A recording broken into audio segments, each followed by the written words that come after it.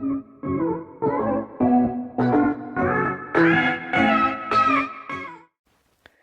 guys, what's up? In this video, we are going to see how to express a given Boolean expression as a sum of minterms. As you are watching this video, I hope you know the meaning of minterm in a Boolean expression. So let's say for your clarity, we have a Boolean expression f of xy.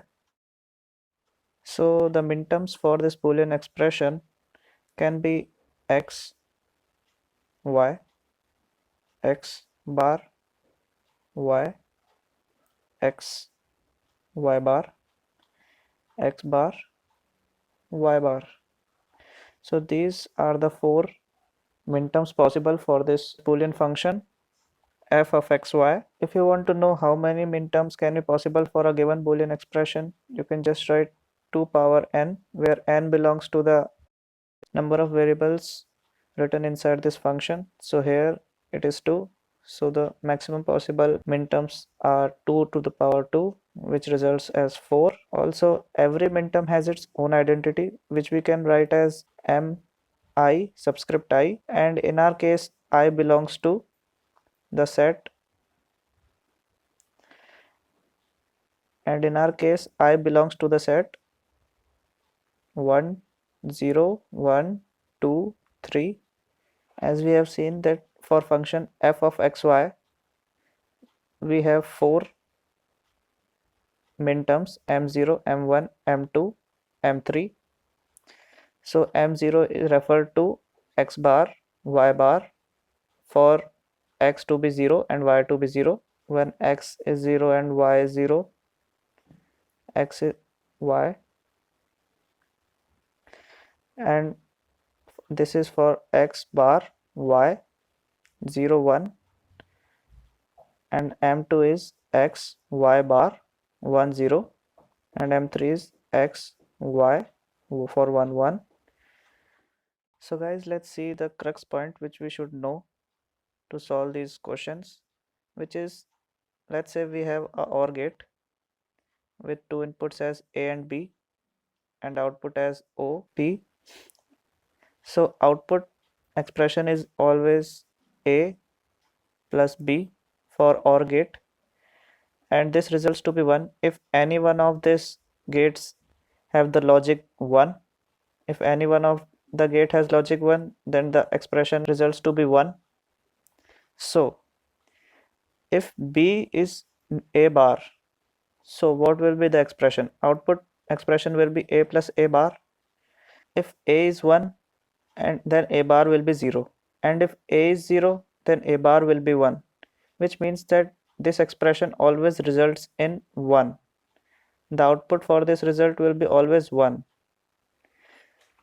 So we will use this expression to solve our question. So let's see how to do that. Now let's take the very first example. So in our example, the question says express the Boolean function f is equals to x plus yz as a sum of minterms. So we have to express this function f as a sum of minterms. So what we have to see, that f is a function of three variables x, y, and z. Now in the very first term x, let's say it as p1, and let's say yz as p2. Now we will solve p1 first. P1 is equals to x. So what are the missing variables in this term? That's y and z. These are the two missing variables. So let's bring them on. So p1 can be written as x into 1 into 1, which results in x. Yeah. So using this one and using this previous crux point, which I have told you, that a plus a bar is equals to 1. So let's use these two to bring y and z. So p1 is equals to x 1 into 1 for 1 1, and second one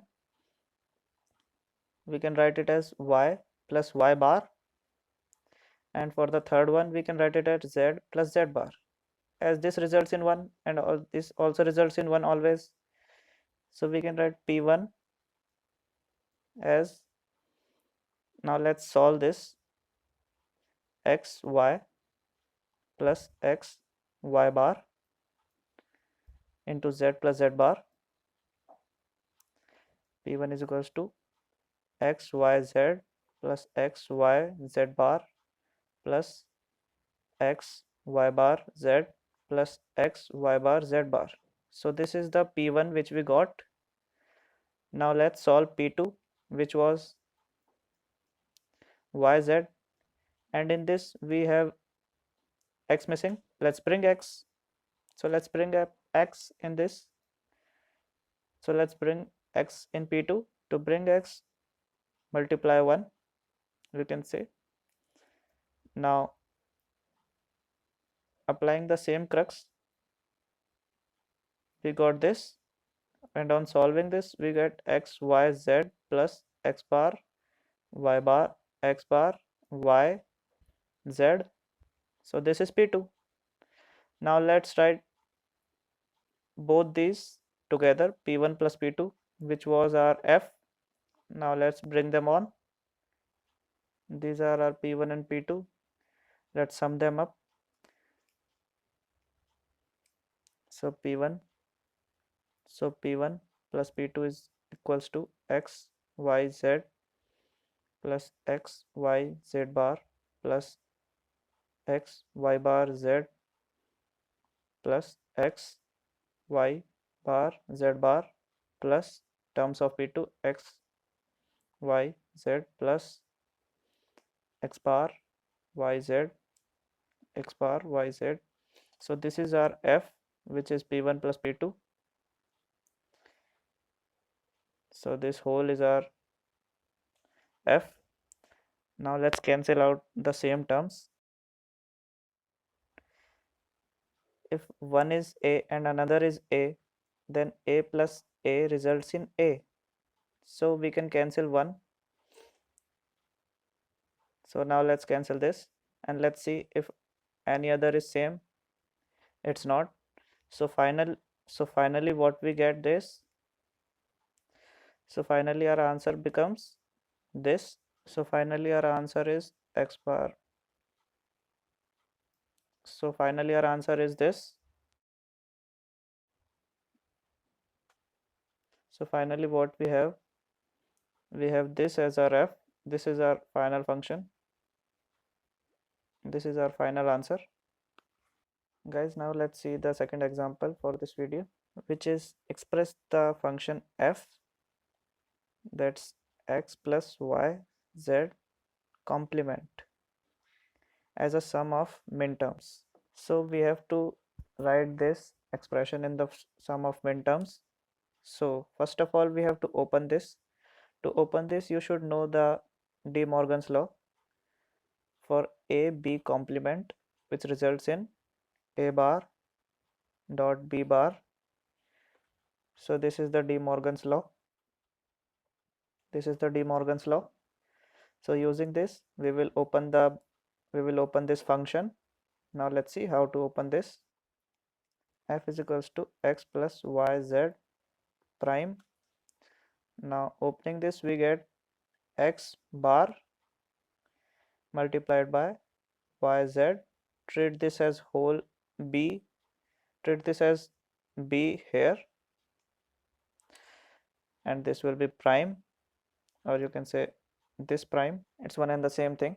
Now f will become x prime. Now opening this using another De Morgan's law, a b, which is a b prime, which results in a bar plus b bar. So this is also a De Morgan's law. De Morgan's law. So now let's open this using the De Morgan's law. We will get y bar plus z bar. So we got this bracket after opening this using the De Morgan's law. So f becomes x bar multiplied by y bar plus x bar multiplied by z bar. So in this is our P1 and this is our P2. So P1 is equals to x bar plus y bar. So z is missing here, we have to bring in z here. So let's multiply this by 1, which finally results in x bar y bar z plus z bar, which we can write as x bar y bar z plus x bar y bar z bar. So this is our P1. Now let's see what's our P2. So P2 is x bar z bar. Here y is missing, so let's bring y. So P2 results in x bar z bar 1, which we can write as x bar z bar y plus y bar. So P2 finally results in x bar y z bar plus x bar y bar z bar. So this is our P2. This is our P2. So now let's join them up. So we can get f, our function. So f is,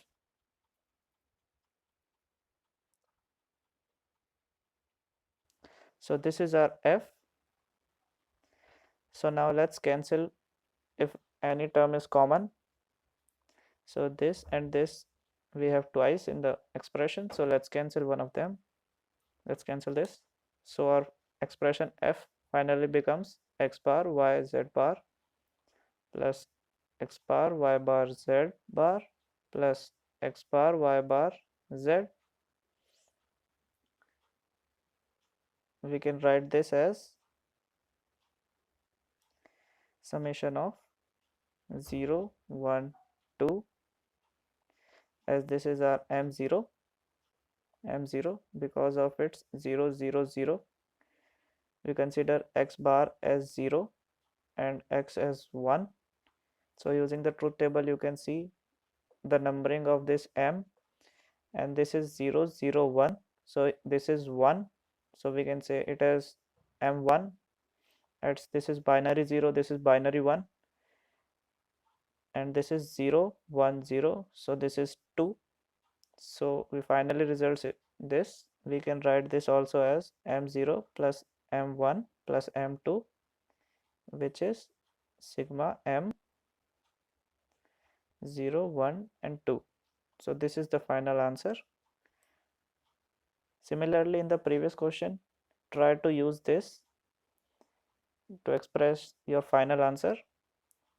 This will boost up your marks. So this is the way you should perform this question in your university exam. I hope you got this. Guys, please subscribe if you like this video. See you in the next video. Peace out.